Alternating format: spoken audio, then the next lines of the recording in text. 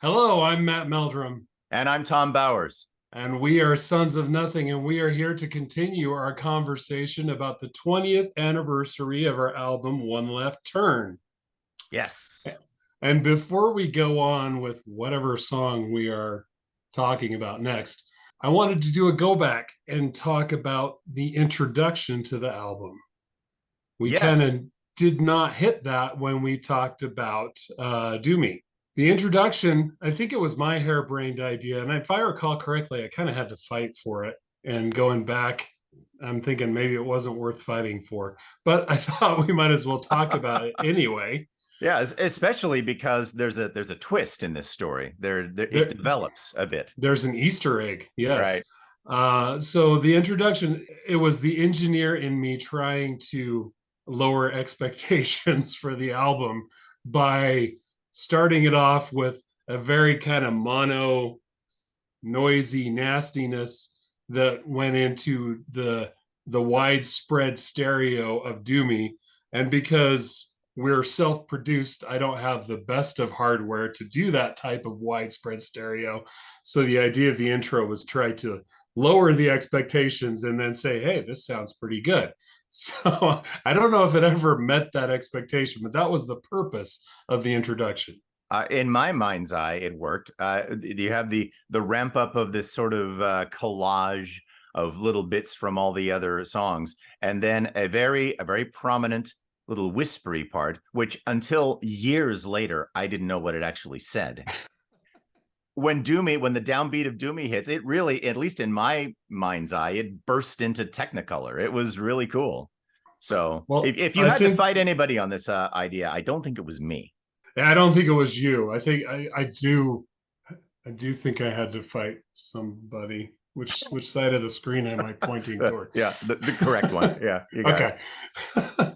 But yeah, that whispered part is a little easier to hear now. That's true.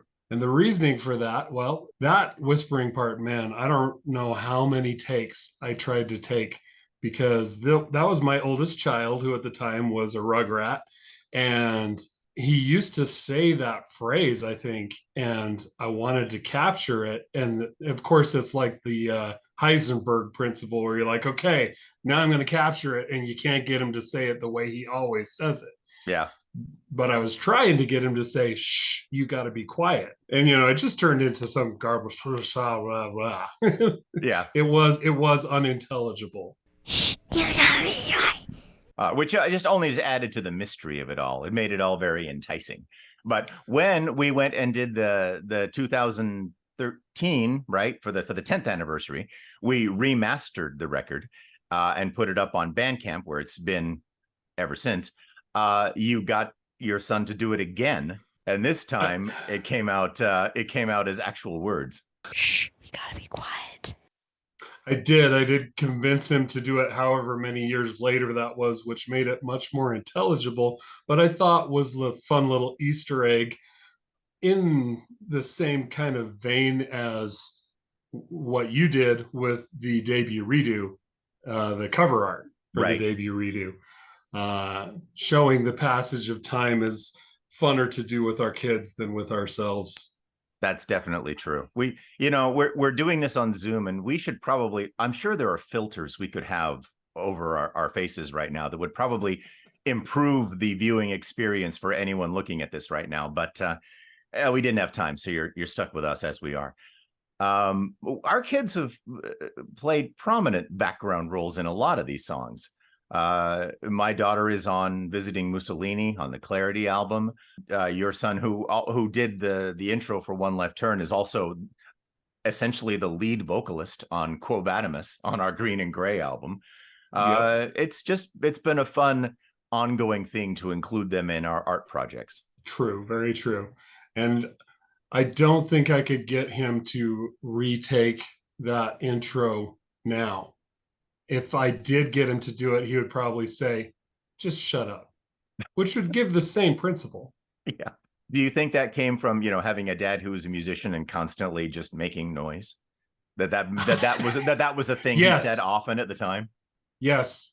He was the one that was always shushing me. Yeah. Turn down that noise. Keep that racket out of my ears.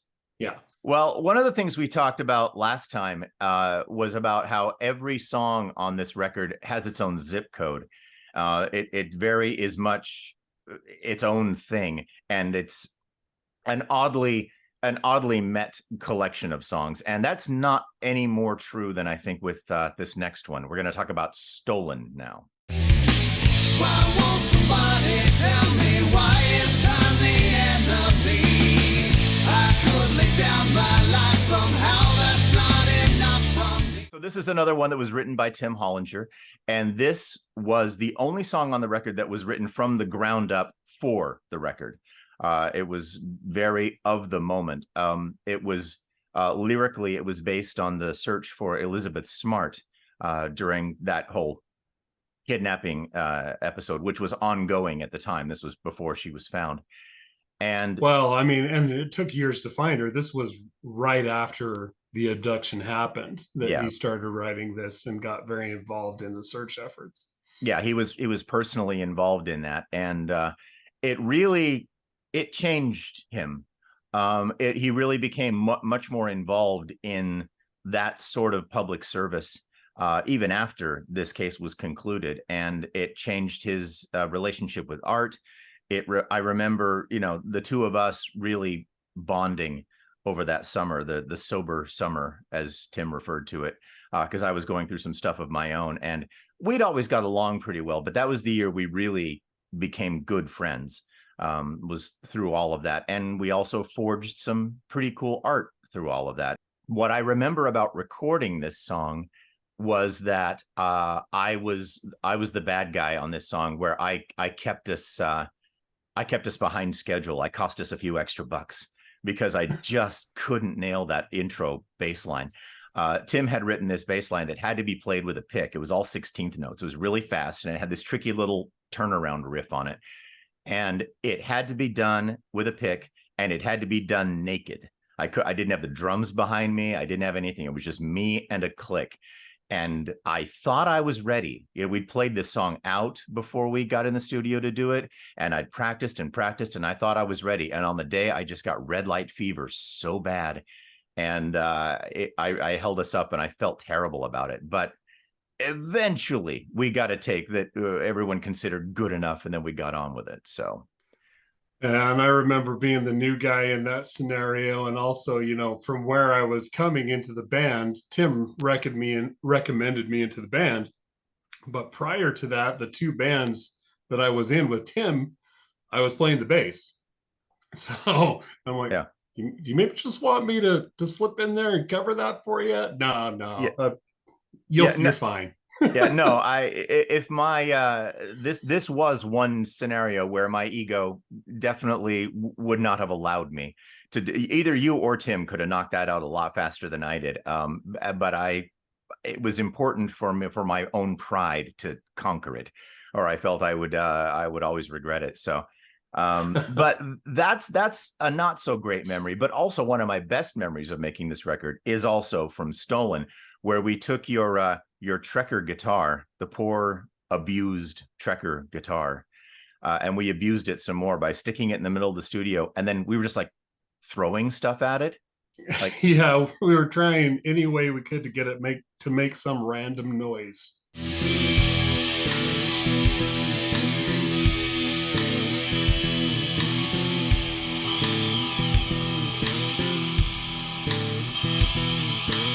yeah, we just needed some atonal, distorted crap in the middle of the song just to be unsettling and weird. And so we were like tossing coins at the neck, and it was exactly like one of those stories that you hear about bands in studios experimenting and doing weird stuff to, get their point across. And I totally dug doing that. Yeah, that's something you just don't get it nowadays, do you? And it doesn't really matter what band you're in. It seems like everybody is now recording remotely. And so that synergy that you get and just the crazy weird ideas don't happen nearly as much. Yeah, but it did happen then. And as I said before, this is the first record I'd ever done in the studio, and it's the only Sons of Nothing record to ever be done in a big studio like that. And I'd be lying if I said I wouldn't love to get back to that sometime.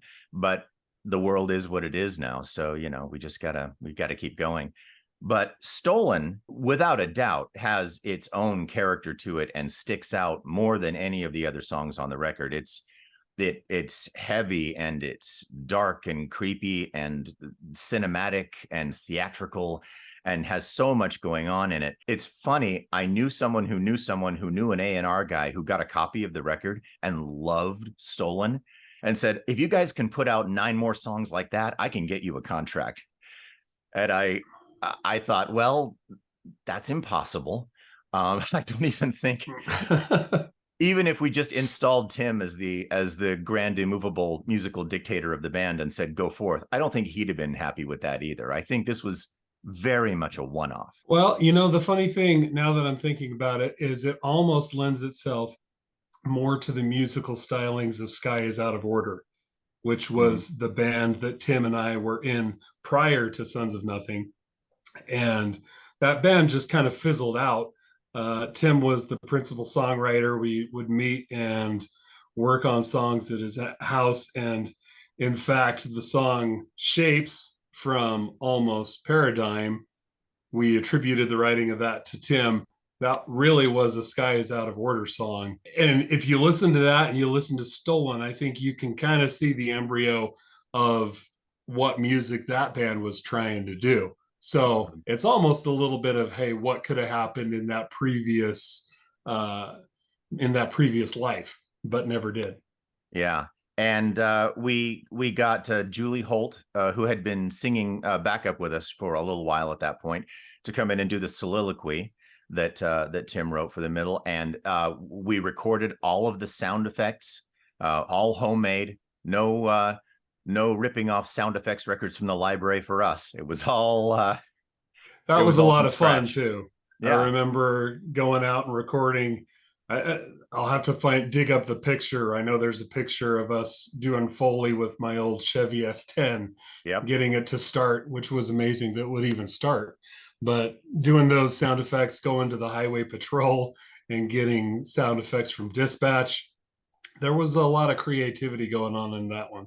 Yeah, and it even got a music video, which I think other than the live Do Me, probably serves as our very first music video ever officially, which was a friend of the band, Kurt Perry, did an anime video where he cut together scenes from 3 different shows and synced it to the music.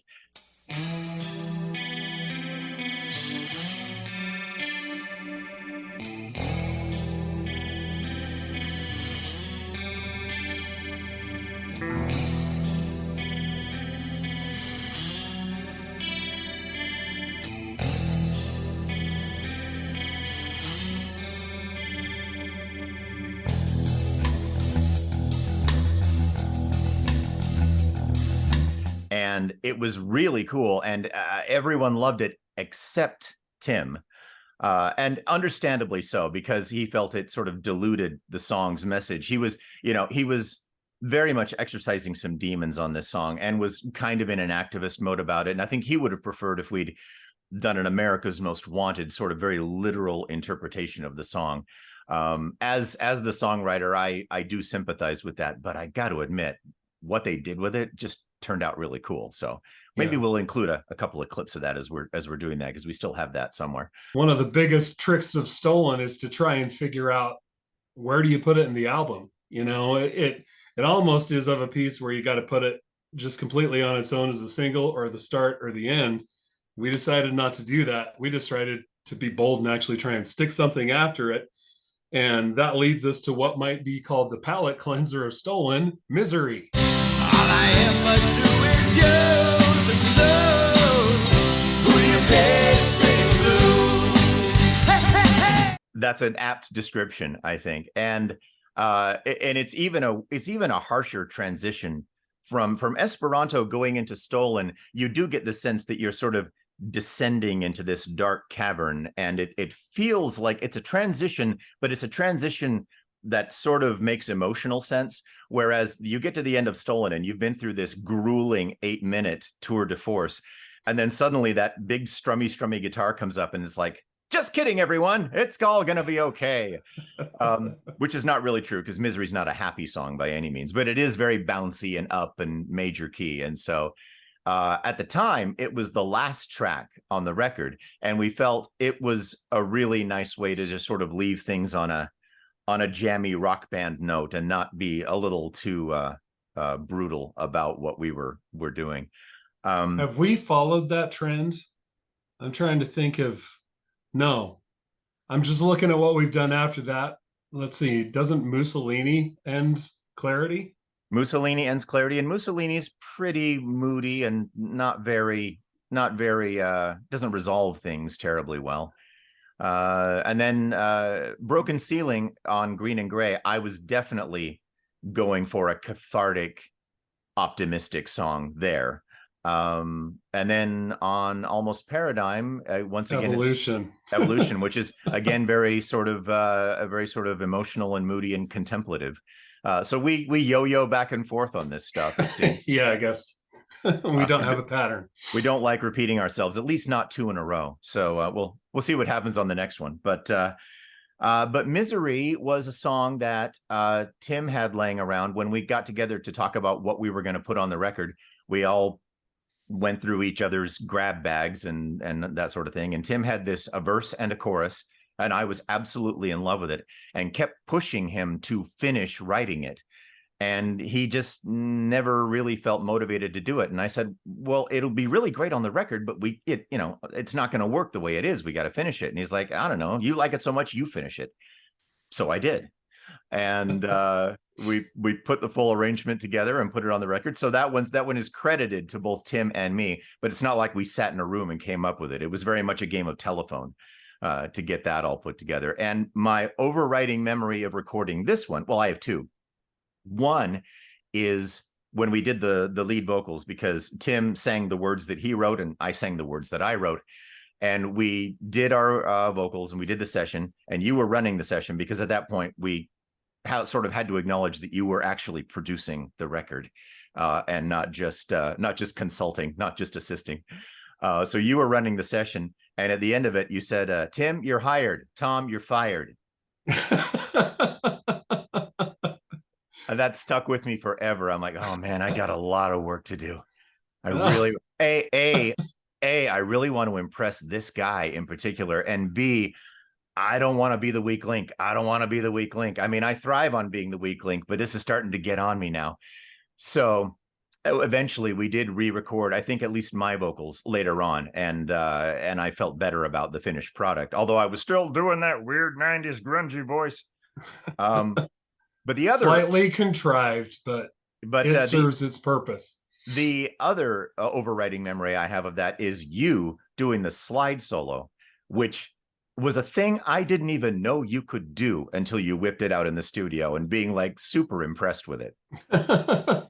Well, okay. It was a lot of fun to watch you work. Yeah, the slide was a lot of fun to do. I remember feeling a little self-conscious about that, maybe the reverse, where I was more comfortable in the control room, and that was one of those moments where I'm in the booth, everyone watching me trying to get it right. I don't remember how many takes it took, but I remember the take that we got, I'm like, I nailed this one. I finally got it right, and I went to that high note that's right at the end of the slide solo and slid right past it.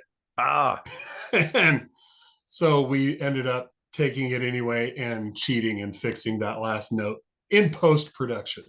I completely forgot about that. I totally forgot that was a thing. Well, it didn't offend me at the time. Tim might have been giving you a look, kind of like he's giving you in that picture right there to yeah, there you go. It's not funny. An uncommon look for him, or for me to give back to him.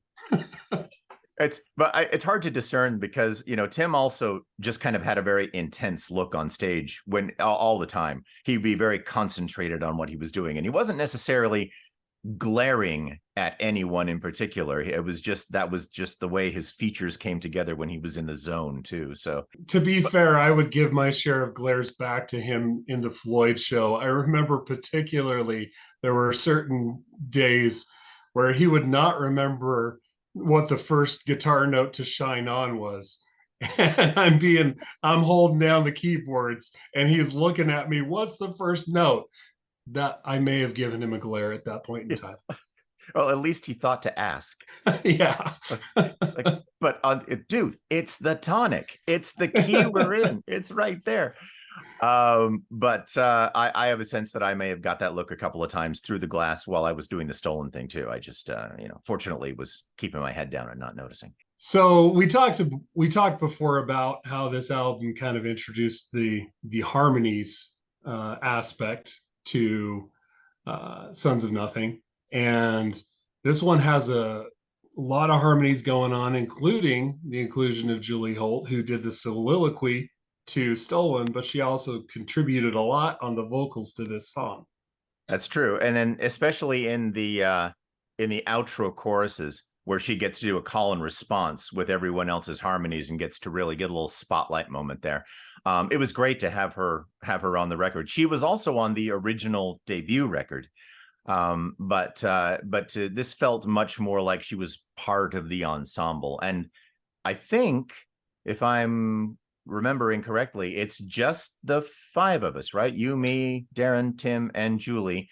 Because at the time this record was made, we hadn't even met John Flanders yet, right? I don't think we had. We were just kind of starting to get bigger with the Floyd Show, which is where he introduced himself to the band. So the trend of having John Flanders play on our albums did not start here. But Flanders did sort of belatedly join the cast when we did the remaster of this record 10 years ago, and also decided to add a bonus track, which goes back to... gosh, not too long after this record was released. Misery, for a long time, was the last track on the record, and we were very happy with that. But this is a song that it just never found its place. We met to start talking about writing songs together, and all of that eventually evolved into the Clarity album. And then things just kept evolving from there. And throughout the course of that time, this song sort of fell through the cracks. But it was the first thing you played for Tim and I out of your grab bag. And I loved it so much. I just felt like it had to have a home somewhere in the catalog. So let's talk briefly about Govt Machine Boy.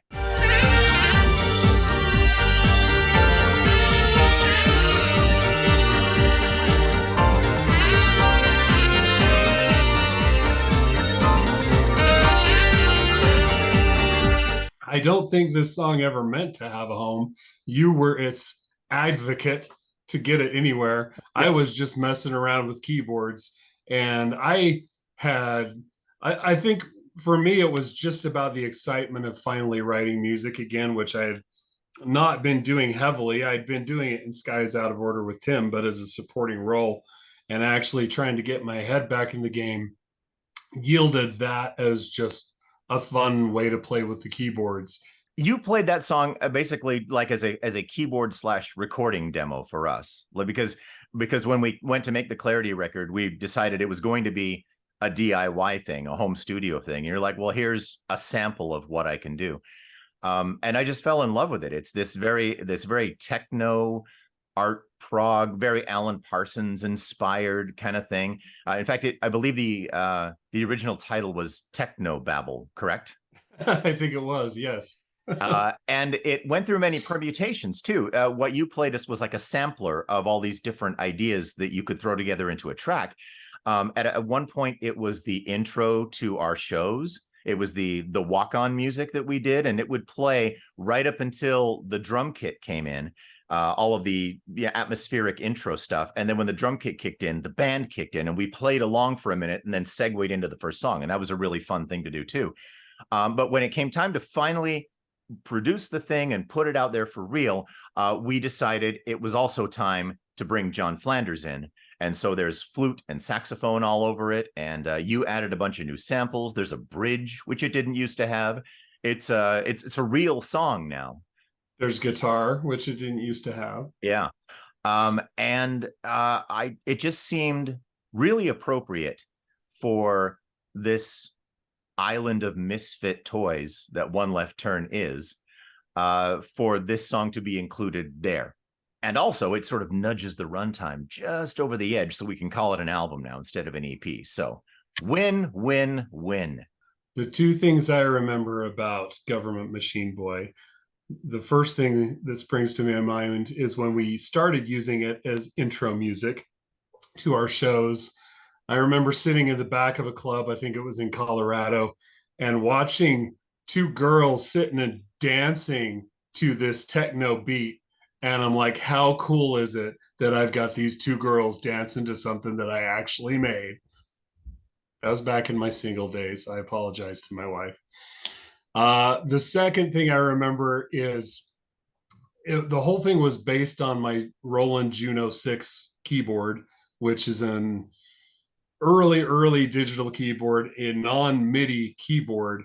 So that wah wah wah wah wah wah part was just a random tempo. And then when I tried to add a sequence drum part to it, I clocked the tempo, but because it's not a MIDI keyboard, that tempo varied. So I would have to sit there and adjust the drums like 1 BPM up, 1 BPM down to keep them on sync with that keyboard. So there's a little bit of nostalgia there in the pre-perfect MIDI synchronized quantized world. Yeah, you're totally living out your analog engineer fantasies there. You're writing the mix as it's going down to tape. Yeah, that's awesome. That's one of the things that's really cool about that song. Although it is almost entirely electronic instruments, other than the guitar and the woodwinds, it definitely has a human touch to it that you wouldn't get if you just snapped everything to the grid and sequenced it all and all that sort of thing. So. Yeah. Very fond of that tune. We probably never get a chance to play it live.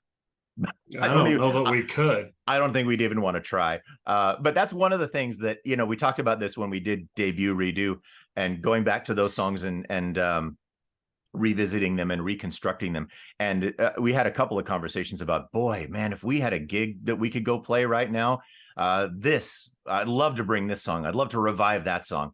And I kind of feel the same about One Left Turn. We had a great time playing the shows for this record. At least I did, because this was when the Floyd show was really starting to flower, and we began opening for ourselves. And it was a short album. It was, only the 5 songs, so we could go and play the whole thing and then sell it in the lobby. And people, you like these songs? They're right out here. And then we go back and do the Floyd, and it was just this really, really fulfilling time. I found as a live act. We were really, living it up at that point. But the downside about One Left Turn is that it stayed on the shelf for a really long time. In the streaming age, in the digital music age, this record has only ever been available on our Bandcamp site. Unless you were one of the folks who were, lucky enough to grab a CD back in the bad old days, there weren't many opportunities to hear it. But that has now changed. And the reason we're doing this, is because for the 20th anniversary, we have finally put a distribution deal together for One Left Turn. And as of now, if you're watching this video, you should be able to stream it pretty much anywhere. Amazon, Spotify, Apple, Deezer. Is Deezer still a thing? Yes. Deezer is absolutely. Still a thing. Deezer is still a thing, and you can stream One Left Turn there. Even here on YouTube, I imagine. It'll be everywhere. So it's been fun to go back and revisit all of this. What have we left off? What are some random stories from the making of the making? Oh, the title. The title One Left Turn, of course, comes from Stolen. There's a line in Stolen, hit, stop, rewind, try it again, make one left turn, change history, which is a line very much about regret. And that's one of the themes that sort of came through the record without meaning to, is bravado and regret. Which I think I lobbied for that actually being the album title at one point. But it didn't work out. Tim was. You did sneak it into the art. I did. We should talk about the album artwork, actually, because that also lent itself to the title. The layout was designed by Doran Barton and David Baker. Doran was our multimedia guy back in the day. He did a lot of documenting of the band, and he provided the visuals that we used on stage and on the web. And those images are all photographs that he took during the Flying Zion experience, which we thought were really cool anyway, just aesthetically. They were really evocative images. And you know, it was an important sort of catalyzing event for the band, and we thought it was cool to be able to commemorate it that way. But also, there was that one very particular picture of the car sticking out of the ground. Never got the story on exactly what that was all about. But that also lent itself to the title, and one left turn. Is it going to be salvation or disaster? So that all played into it as well. But finally, One Left Turn just seemed an appropriate title for something that seemed like a stepping stone on the way to something else. It was a lark. It was, we're just going to take this one left turn off to put this thing together for momentum's sake. Then we're going to get back on the true path and build something from the ground up. And as time has gone on, that seems more appropriate, as it was this weird, anomalous collection of songs that don't belong together. And yet, because of that, they actually seem to very much belong together. It's weird. It's a perfect addition to the Sons of Nothing canon. That's right. And now you can experience it for yourself. So go and do. And thanks everybody for watching. We got more YouTube stuff coming eventually. We got more new music coming eventually. Sons of Nothing is still very much a going concern. We're not all about nostalgia and looking back and reminiscing and remembering Pepperidge Farm style.